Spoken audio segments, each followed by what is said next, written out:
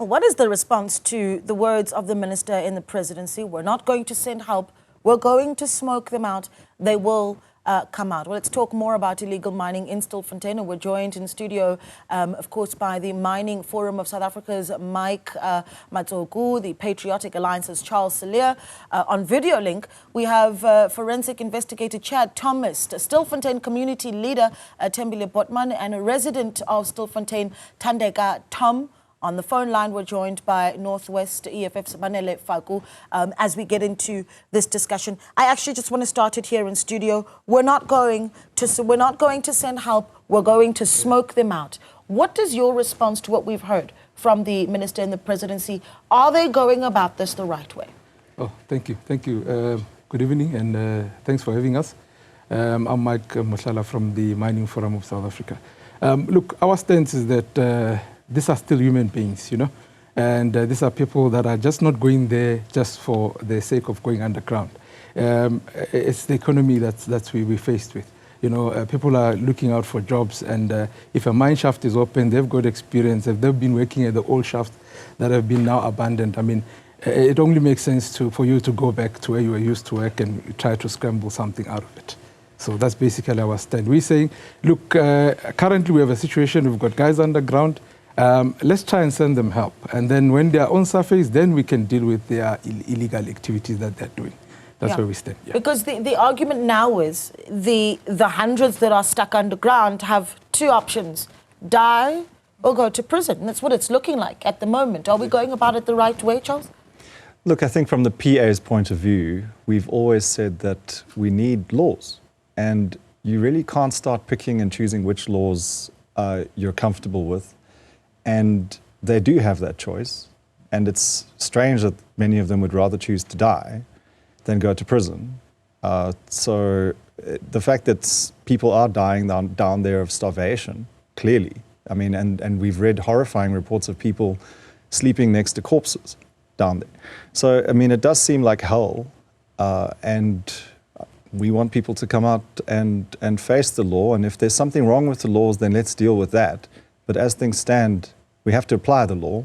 So the minister in the presidency is not wrong, right? I mean, perhaps there's different ways of doing what we're doing, but the bottom line that you can't allow people to just get away with doing whatever they want in the country, which is broader than just illegal mining. There's a general sense of not obeying the law in this country. And we have to start somewhere, and we have to start everywhere. So why not start with illegal mining? Because it is a huge problem. And we have parts of Joburg that are collapsing under our feet, and it's not okay. Yeah, you know, we obviously political parties very, very vocal at this time, and one of them, of course, being the EFF. We are joined, of course, on the line by Banele Faku of the EFF in the Northwest. Banele, a good evening to you. I mean, your thoughts on this, and I'm going to ask the same question to everyone just to get your thoughts across to the viewer. We're not going to help them. We're going to smoke them out. Would you have used those words? No, thanks very much. Greetings to everyone. No, I think as the EFF, we would like to engage with the minister to say, I think a life of a person is very important. So we are actually calling for the government to retrieve and do the arrest thereafter. Because those people did not go underground by choice. What we are saying, it is not correct what they have done to go and enter into the illegal activities of mining. But we will therefore urge the government to retrieve and save the lives of those who are still alive underground. And for the women who were crying out loud to say, we are expecting anything as long as we can be able to see the bodies of our loved ones, which they are aware that they are there. Let the government assist the community to retrieve and make sure that at least they follow due courses of arresting and doing the process as such. You know, you talk about the family members, and in fact, what we've got this evening is we've got community members that live in Stilfontein. So this is a daily reality, this issue of how they've dealt with illegal mining in the country. And I want to bring in Thandeka Tom, of course, who is a resident of Stilfontein. Thandeka, a good evening to you. I want to know, you know, your thoughts as a community member. Number one, how pervasive illegal mining is in your community. There's been the argument that has been made that with the community saying save these people's lives, illegal mining has become such a big part of the community, right? An integral part of the community of Stilfontein. Do you agree with that, Thandeka? I like to greet everyone. Yes, I do agree that we should save life. Yes, here, based on the matter of unemployment, people, they found themselves are going to illegal mining. But all I can say is that we are here to say, save our brothers. Do you know anyone who's underground, Thandeka, at the moment? Yes, my brother is underground. Your own brother? Yes. When last did you see him? 3 months ago. Gosh, so when he goes underground, he's there for an extended period of time. So talk to me about, I suppose, the life of, you know, an illegal miner. And I know that that word may be difficult for you to hear. You know, he goes underground. After how long do you see him? How do you communicate? Yeah, give us that picture for us, Thandeka. Yes, at the beginning, I would like to start what made him to end up being in this illegal mining. He was a gangster. So like he would not sleep because of the community. He would go around doing crime. So since he ended up joining this legal mining, he ended up, I will say, even if he was doing something illegal, but he became a decent man. He became a family man, someone who's irresponsible in his family. So we were happy. So to answer your question, he will live here 2 months and comes out after 2 months. It became a norm that he goes 2 months, he comes back, he goes, he comes back. Then we started getting worried when he didn't come back. Then that's when we went to the community leaders, say that, can you please intervene? Because now we are hearing some rumors that wherever they are not getting medication, they are not getting food, they're not getting water. And my brother, I know that he's on his chronic medication. He's sick. Thandeka, when last did you speak to him? Have you got any sort of communication around how he is? No, I don't have any communication with him because when he goes underground, we don't communicate at all. We only communicate when he's outside. Gosh. Well, we've got community leader, Mr. Thembile Botman, with us, Stilfontein community leader. Mr. Botman, a good evening to you. The community has been saying, let's save the lives of these men that are underground. Perhaps you can give me an idea of just how many you believe are underground. But this approach by police to say no food, no water, no resources, the words of the minister in the presidency, we're going to smoke them out. We do not help criminals. The community feeling differently about this approach? Good evening to you and all the other colleagues that are here. Thank you very much for having us. Listen, the approach or the utterances that were said by the minister, I want to say they are very irresponsible and inhuman. We must start there. You see, the problem maybe of the leader of a caliber is that she does not know the reality. We wish as the leaders in the community, they can come on the ground and see for themselves how are the conditions.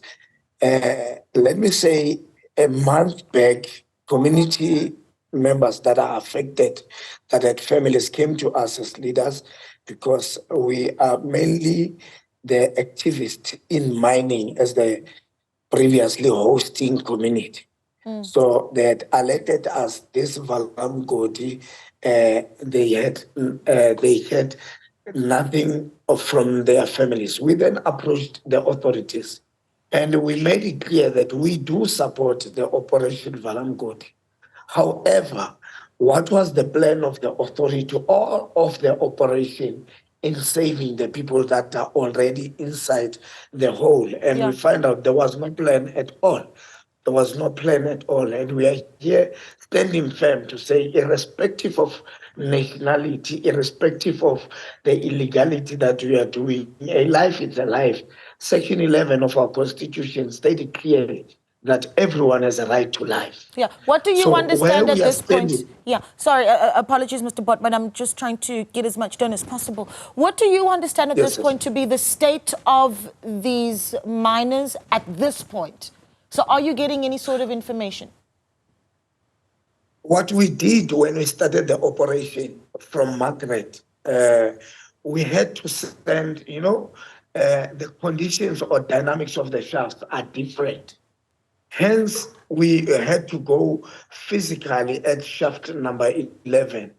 The authorities requested that we must find people that are experienced. We had to come to the community and seek help for volunteers. And then we went there. I hear the spokesperson say the people are refusing to resurface. She was there today. She saw. You cannot resurface. That shaft is 1,800 meters going down. And the only thing that you are relying on when you are underground is the operators on the surface. So therefore, you cannot resurface on your own unless there are operators on the surface. And no one is saying anything about that. So the person that we sent, we had to send a person that knows the shaft to go and make analysis underground. That's the person came back and say the intel is that people are more than 4,000 underground and they are sick. They don't have strength. They are sleeping next to the deceased. They don't have light underground. Sure. It's quite an image that you paint there. And Now- I can now- just imagine, now- I'm just trying to imagine what this must feel like for a family member who's got someone under there and what their concerns are. But Chad, I need to bring in other voices. Chad, you're a forensic investigator, just looking at how law enforcement is dealing with the matter. I mean, Atlenda Mate, for instance, the spokesperson for the SAPS, essentially saying, no, the miners are not trapped. They're simply refusing to come out. But you hear Thembile Botman saying, no, they are trapped because somebody needs to operate the liver at the surface to let them come back up. So, trapped or not trapped, are police going about this the right way? Was there another alternative that you foresaw, Chad? Look, this is a multifaceted problem. If one goes back 2 decades, our erstwhile Minister of Resources and Energy, Gwede Mantashe, actually wrote an academic paper on artisanal mining and illegal mining and the future thereof. And that was more than 2 decades ago. In March of 2022, he released a policy study called Artisanal and Small-Scale Mining and what the policy would be from his department. And what was very interesting, when he released that policy briefing in March of 2022, he said, and this is staggering, he said that just the gold industry is losing 70 billion rand per annum in respect of illegal mining. Now, if we listen to the insert earlier with River Lee, your reporter reported that there was 7 billion rand being lost. The minister himself has said 70 billion rand just within gold. That excludes the chrome mining that's illegal.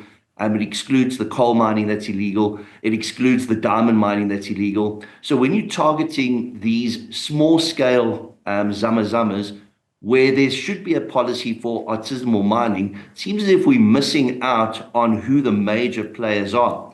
These are the foot soldiers in a massive organized crime syndicate. And there should be policies in place that these people can mine legally, which is why the minister released this policy brief on artisanal and small-scale mining, and why he himself studied this more than 20 years ago. Yeah. So the concern we have, of course, is we see that the zama-zamas are being targeted as the foot soldiers, but we're not seeing this in terms of prosecutions of the main players. These guys are earning a pittance in comparison to the people who sit at the very apex of this organized crime syndicate. Where do you even start then with that sort of investigation? I mean, where do you pluck out the guys at the top, Chad?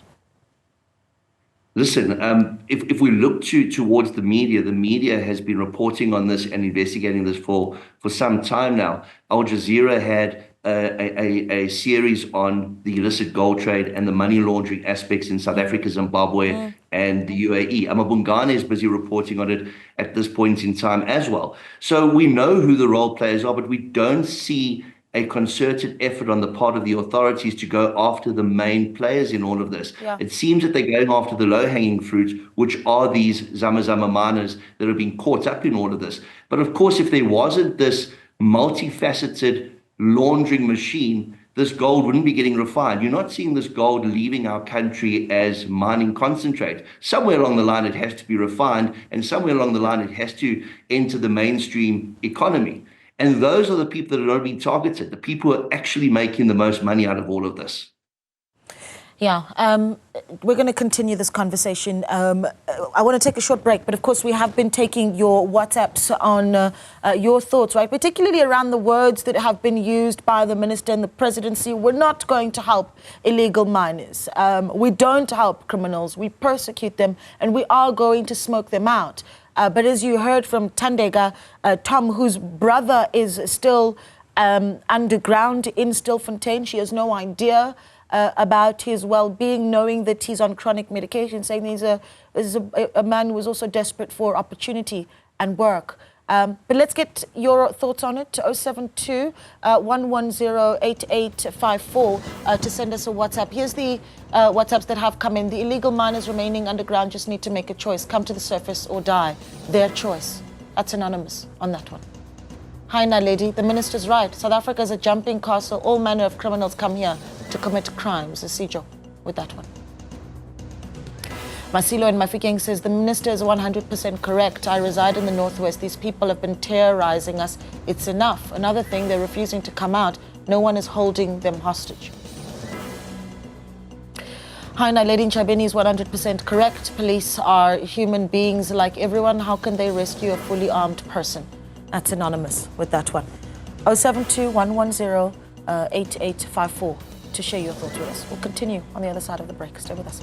We continue our panel discussion on the situation in Stilfontein, where hundreds of miners are still underground, with police essentially saying, come out or die underground. We're hearing from a community leader of Stilfontein saying those that were able to go down to see the situation, it's dark, there is no supplies. Many of these miners are weak, some of them sleeping next to the deceased. It's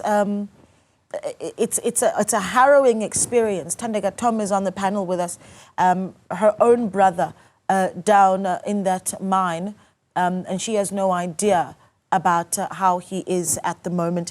But we are still in conversation with Chad Thomas, who is a forensic investigator. Mike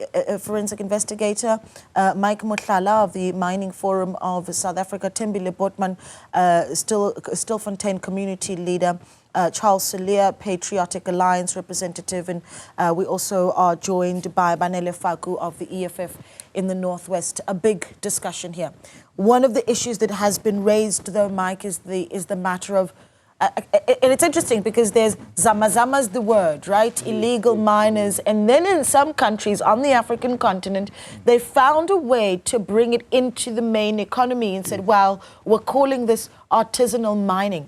These calls have been made for years. Why aren't we there yet? Look, I think let's start. Where is the root cause? Illegal mining brings in a lot of money.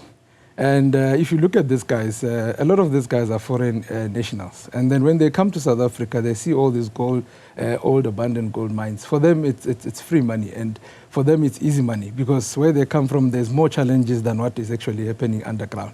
So for them, whether they stay underground or they make it out, for them, it's still the same.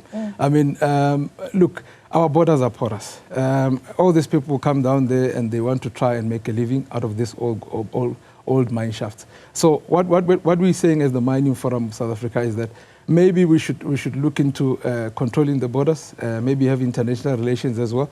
In terms of the guys from Lesotho, maybe the government must also, we think the government must also engage the Lesotho government and say, hey, guys, we've got a huge issue with your people. They're here, and the guys from Zim as well who are also there in the shaft. I mean, that's something that is not only a South African problem.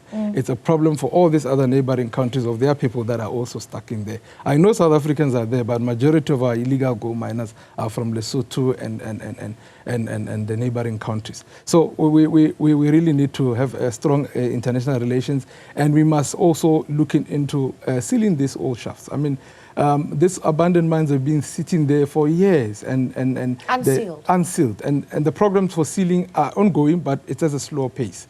I mean, you can Whose responsibility is that? Look, government has got a responsibility also to seal these old mines, but they need funding.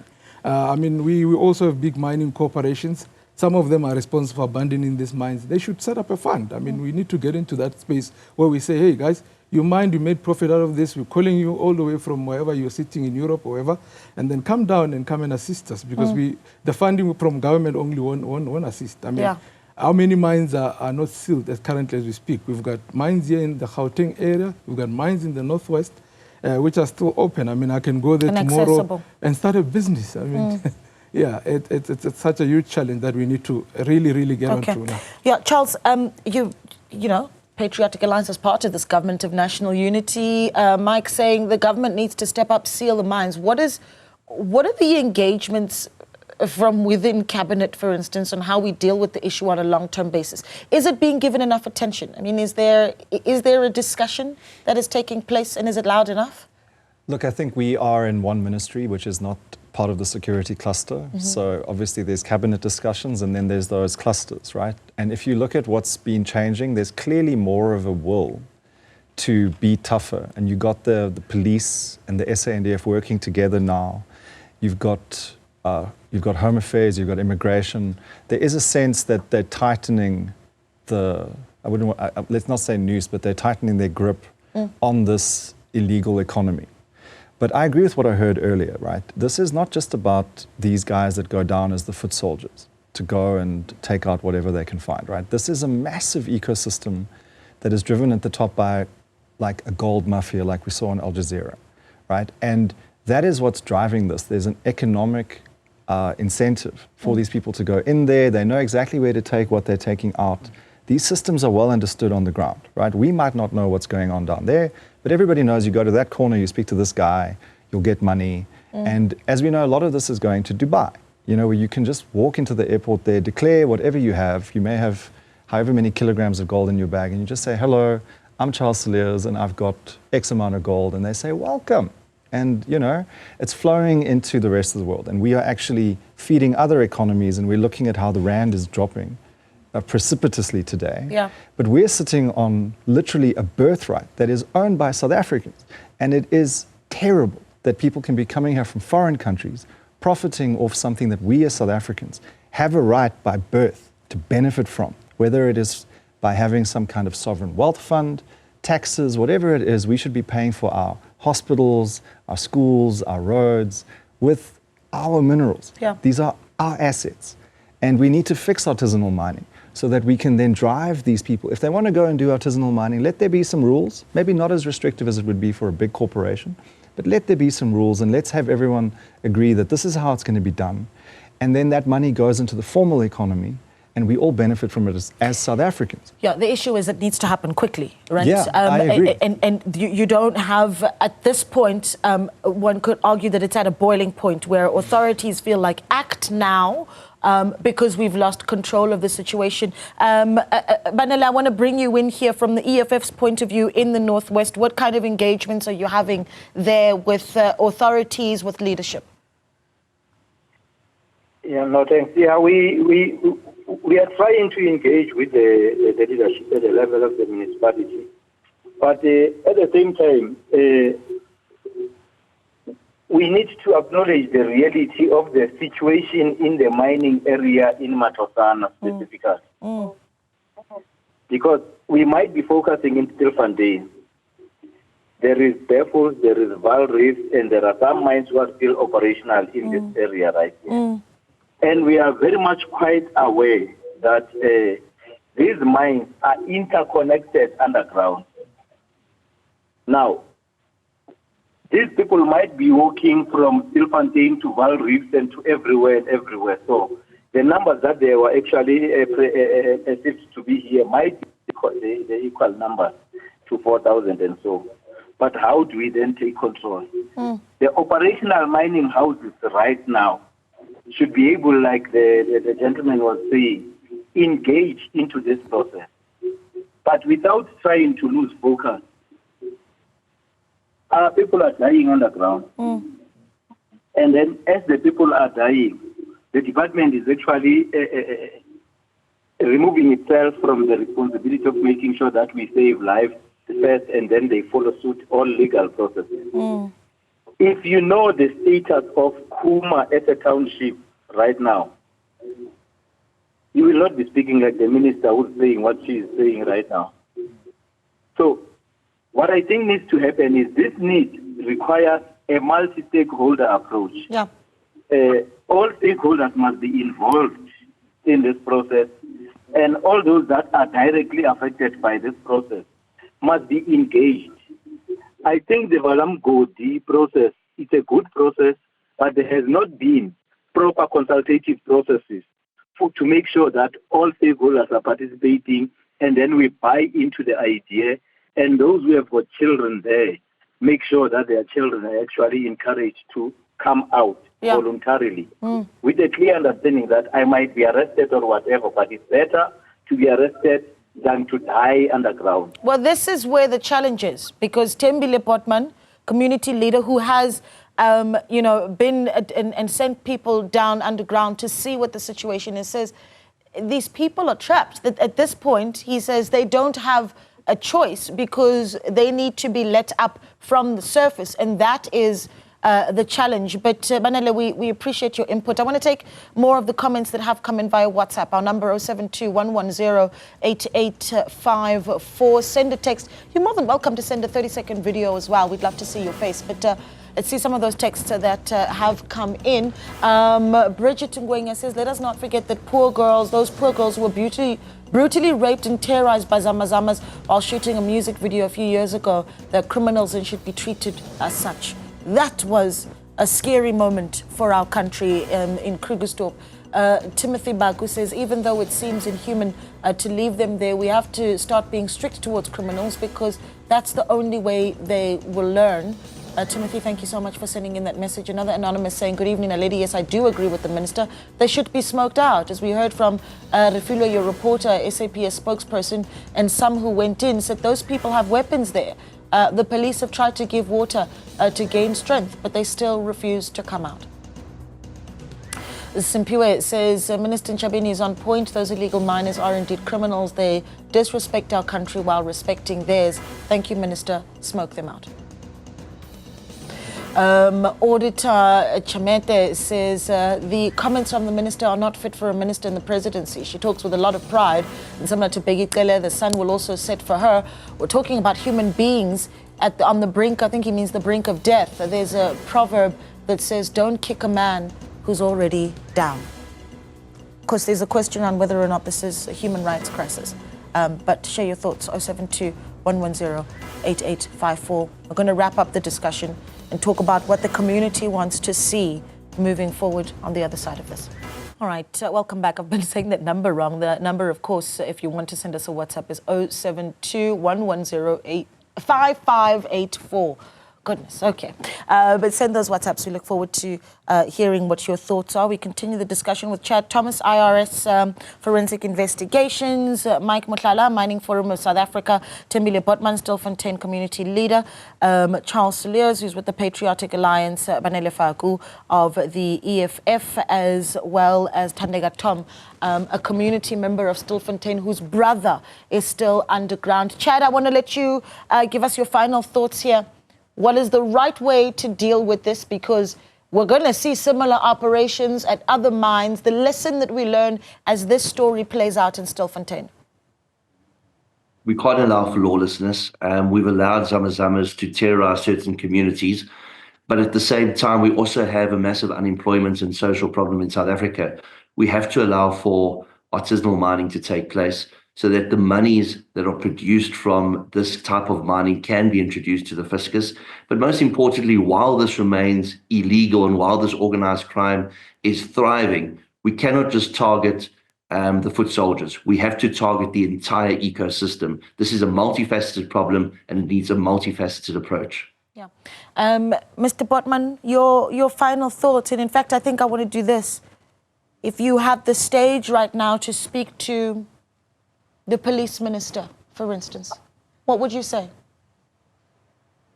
Yes, I want to make this clear to say, I'm speaking from the ground, from where this thing is happening. When we proved that people cannot resurface by themselves.